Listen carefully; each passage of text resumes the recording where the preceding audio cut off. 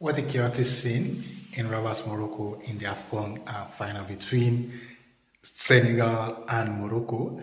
It was all dramatic from the first minute till the last minute because, in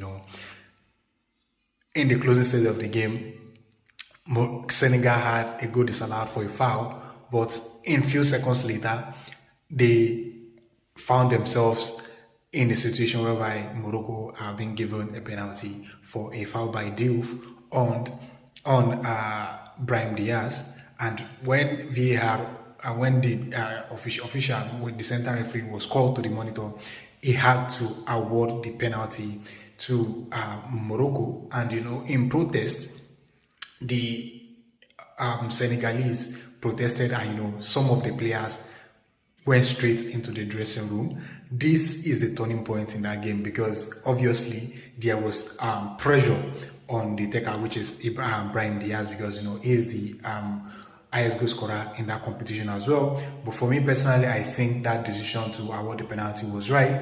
But that goal that was disallowed for Senegal due to a foul on Hakimi, I don't think that should have been disallowed in the first place because I think that was too soft of a foul on Hakimi. But all in all, I think in the end, Pape Gueye gave Senegal what they needed in few minutes of the first half of the extra time, where he struck a brilliant shot into the top corner of Yosibono's net, which I think was really made the difference and won, and that won the African Cup of Nations 2026 for Senegal. And this is the second AFCON trophy for them in the last three finals that they've played.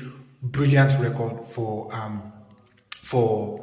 Senegal. And one player that I have to commend with the resolution of this whole chaos was Sadio Mane, because he was the man that stayed on the field with few of the players, and he went into the dressing room to fetch his players as well. And one thing that I will blame Brahim Diaz for, he should have picked an angle and struck the penalty brilliantly well.